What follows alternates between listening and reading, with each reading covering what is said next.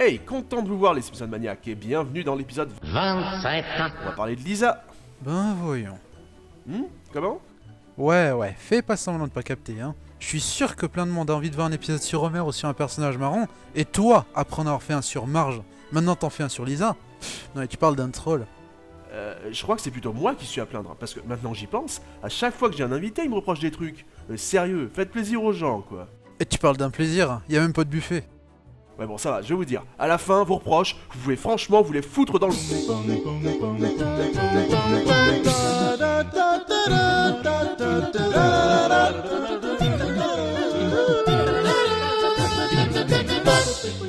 Eh ben oui, on va parler de Lisa aujourd'hui. Désolé. C'est un personnage qui divise. Mon sentiment à ce sujet est que 90% des fans ne l'aiment pas ou peu et que 10% restants sont par contre très fans. Au départ, Lisa c'est vraiment une Bart au féminin, quoique un poil plus moral. Une des choses que la série en passant en format 22 minutes a changé était de mettre un peu plus d'émotion, il était donc naturel de mettre des personnages plus sensibles. Et bien que beaucoup de monde, moi compris, ait un peu de mal avec le côté trop pesant de Saint Lisa Blues, il a tout à fait sa place dans cette nouvelle logique des Simpsons à l'époque, d'autant que les épisodes l'entourant sont beaucoup plus farfelus, et dans l'histoire de la série c'est parfaitement cohérent et justifié qu'il soit là. Mais si 90% des gens ont du mal avec elle, c'est que beaucoup veulent juste leur dose de rigolade pas prise de tête hebdomadaire. J'en parlais dans l'ancien Parlons Simpson, il faut souvent appeler Homer à la rescousse en histoire B pour donner un peu de peps à l'épisode. Car le côté modèle de Lisa Simpson a vite de quoi lasser. Au fur et à mesure des épisodes, on apprend à la connaître. Surdouée, musicienne accomplie en saxophone mais aussi en guitare et au piano, qui a inventé une foule de choses, qui a plein de bonnes notes, accro à la lecture, féministe, écologiste, qui s'intéresse à la politique et défend des causes nobles, généralement intègre, jolie, parle plusieurs langues, bonne chanteuse, quoique ce soit pas mal passé à la trappe dans la VF, car ce n'est pas le cas d'Aurélien Bruno. Bon, je dois dire que le nombre de ses talents serait sans doute plus impressionnant si les saisons récentes n'avaient pas dévoilé une foule de domaines dans lesquels les Simpsons se découvrent un don plus ou moins inné. En tout cas, au vu de cette liste, et si vous ajoutez à ça le fait qu'elle est peu douée en sport malgré quelques exceptions, on pourrait accuser les scénaristes d'avoir juste pioché dans les clichés des intellos /bobos /activistes, ce qui n'est pas forcément faux. Cela dit, les évolutions majeures dans son personnage pourtant me semblent toujours faire sens. Je reviendrai sur son végétarisme dans quelques minutes, je vais passer à l'épisode 100 fois ni-toi. À l'époque où j'ai découvert l'épisode, c'était une surprise sa conversion au bouddhisme, mais en y pensant, ça fait parfaitement sens vu son personnage. Elle respecte les croyances des autres, mais il est logique qu'elle soit plus à l'aise dans le bouddhisme, où il n'y a pas de dieu créateur et omnipotent, car il a toujours eu un esprit beaucoup trop cartésien pour ça.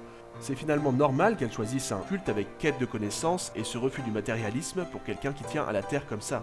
Mais cet épisode a reçu un accueil plutôt tiédasse, entre autres car beaucoup de monde l'a surtout vu comme un nouvel épisode de Lisa la moralisatrice. Il est vrai qu'elle a bien sûr des défauts. Elle peut parfois être antisociale, rebelle, mise je sais tout, rabat-joie, cruelle, narcissique, a une sensibilité à fleur de peau et une tendance à la dépression.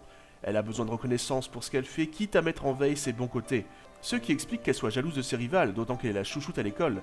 De besoin de reconnaissance à veut juste se démarquer, il n'y a qu'un pas. Et Fou de foot a une petite scène comme ça. Elle veut jouer dans l'équipe de foot car elle pense être la seule fille. Mais quand elle découvre qu'il y a d'autres filles, que l'équipe respecte l'écologie et est affiliée à une œuvre de charité, elle parle les larmes aux yeux car tout ce qui aurait fait sa singularité a déjà été mis en œuvre. C'est comme si moi j'avais découvert avant de faire cette émission que quelqu'un d'autre l'avait déjà créée. Or, vous imaginez un monde sans Parlons Simpson ?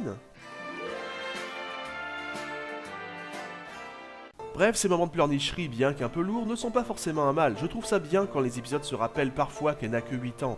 Elle joue à la poupée, elle a des peurs irrationnelles, elle doit être secourue par son père quand elle se perd en prenant le bus, elle se chamaille avec Bart, elle a une amie imaginaire, le tout malgré son intelligence. Car naturellement, le contraste entre les membres de sa famille rend son intelligence encore plus flagrante. Elle a souvent honte de la famille en question, et si elle le cache ou évite de trop en parler généralement, ça ressort souvent au moment peu propice comme en public. Les 3 membres principaux de sa famille... désolé Maggie, mais t'es un peu plus limité question interaction, ont tous leur manière de lui causer du tort. Homer, c'est celui qui lui fait généralement du mal sans le vouloir, par idiotie et maladresse. Il aime profondément Lisa, et ça a donné des moments mignons où ils étaient vraiment connectés, mais ils sont trop différents pour avoir une relation apaisée. Avec Bart, il y a la chamaillerie naturelle des frères et sœurs qui entre en ligne de compte, certes, mais ils sont aussi trop opposés dans leur but et leur manière de voir le monde. Ils ont pourtant eu des moments de gentillesse mutuelle eux aussi. Et j'ai généralement tendance à me focaliser sur les vieux épisodes, mais dans les saisons HD, on peut trouver des épisodes intéressants. Intéressants de base déjà, mais intéressants sur leur attachement profond et l'évolution de leur relation. Je vous conseille Le Futur Passé et Bartwood. On pourrait penser qu'avec Marge, une mère douce et attentive, ce soit un long fleuve tranquille, mais malgré les qualités qu'elle lui reconnaît bien volontiers, Lisa ne veut surtout pas lui ressembler, malgré tout ce qu'elle a sacrifié pour sa famille, ou peut-être à cause de tout ce qu'elle a sacrifié pour sa famille. Lisa ne se voit pas avoir la même vie et en même temps, elle estime que Marge n'a pas assez encouragé et trop peu soutenu, comme Marge le reconnaîtra elle-même. Clairement, elle n'a pas été surprotégée, il n'y a qu'à voir dans La Reine du Ballet. Qu'est-ce que c'est que ces parents qui se soucient assez peu de leur fille de 8 ans pour la laisser mendier à moitié à poil dans une vie glaciale et étrangère? Résultat, elle doit avoir des modèles marginaux comme Murphy gencive sanglante, un jazzman à la vie tumultueuse, ou Monsieur Bergstrom qui n'a pas d'attache, au point de devenir elle-même une marginale, généralement rejetée par les filles aussi bien que les garçons. Elle a eu de nombreux petits amis, mais peu la comprenaient véritablement, voyant juste une jolie fille. Dans un futur alternatif, on découvre qu'elle est bi ou au moins qu'elle a eu une période d'expérimentation de l'homosexualité, puisqu'elle a un temps eu une petite amie, avant d'être en couple avec Milouz.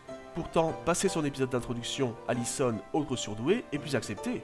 Peut-être est-ce qu'elle est censée avoir fait plus d'efforts pour s'intégrer, peut-être est-elle naturellement plus douée pour ça, ou peut-être est-elle simplement un personnage un peu trop tertiaire pour que les scénaristes s'y soient intéressés passer son épisode et ils l'ont mise là comme ça. C'est aussi une possibilité. Si on veut trouver une justification à tout, on peut voir qu'Allison est sur la même longueur d'onde que son père, quand Lisa, eh bien encore une fois, sa famille, c'est pas le même genre. Mais assez de sentimentalisme pour le moment, passons aux anecdotes plus ou moins connues, mais pour lesquelles je ne dirai pas, je parie que vous ne les connaissez pas, car j'en sais foutre rien si vous ne les connaissez pas ou non. Et oui, ce nom de rubrique est trop long. En VO, Yardley Smith interprète Lisa et Nancy Cartwright interprète Bart, mais les deux femmes avaient au départ auditionné pour le rôle de l'autre. Dans l'histoire des Simpsons, Lisa est le tout premier personnage dont on connaît le prénom. Marge prononce son prénom dans Good Night, le tout premier court-métrage. C'est d'ailleurs le seul enfant Simpson à apparaître dans tous les épisodes. Et oui, je me doute que Maggie vous surprendra modérément, mais Bart, c'est inattendu. Pourtant, oui, il n'apparaît pas dans Manucure pour 4 femmes. Ben si, dans le générique. Et avez-vous noté que son QI a varié selon les épisodes? Il a été de 156, 159 ou 167. C'était les anecdotes plus ou moins connues, mais pour lesquelles je ne dirai pas, je parie que vous les connaissez pas, car j'en sais foutre rien si vous les connaissez pas ou non. Et oui, ce nom de rubrique est toujours trop long. Bon, j'ai déjà dit une bonne partie de ce que j'avais à dire, mais avant de refermer ce chapitre, j'aimerais parler du meilleur épisode sur Lisa selon moi et beaucoup de monde, car il n'est pas seulement drôle et bien écrit, c'est aussi un des plus pertinents. Dans la salle d'écriture, le repas du midi était souvent un sujet de discussion pour les scénaristes, et un jour, David X. Cohen a donné un petit papier à David Mirkin, showrunner dans la série à l'époque, où il avait gribouillé la question « Et si Lisa devenait végétarienne ?» Je dois dire que je me pose la question depuis longtemps, est-ce qu'il a trouvé ça seul, ou est-ce qu'il s'est inspiré d'une réplique du mariage de Lisa? Car oui, l'épisode date d'1 an avant Lisa la végétarienne, et elle parle déjà de son végétarisme. Je dois humblement avouer que je n'ai pas la réponse, mais en tout cas, pour le spectateur, ça a fait une bonne petite introduction rétroactive. David Mirkin en tout cas a adoré l'idée, et en fan dangereusement obsessif des Beatles, il a tout fait pour avoir Paul McCartney, et il a réussi. Le rêve, il est allé en Grande-Bretagne rencontrer Paul et Linda McCartney pour enregistrer leur rôle.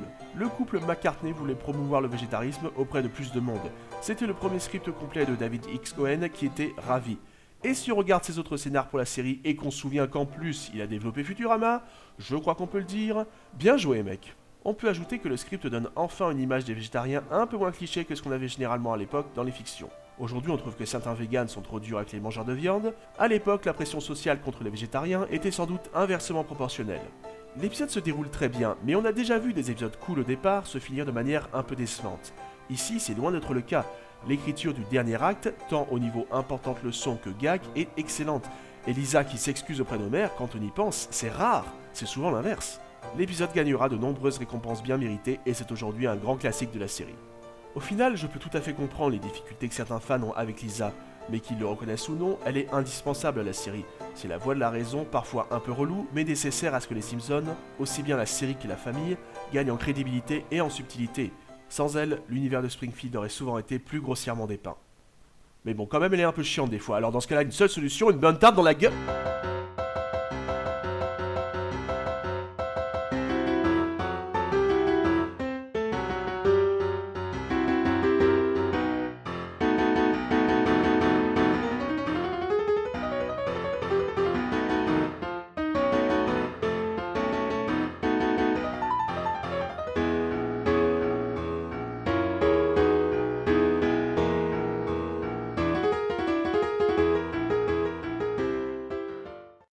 Dans la gueule, ouais. Et si ça suffit pas, tu sors le martinet et tu...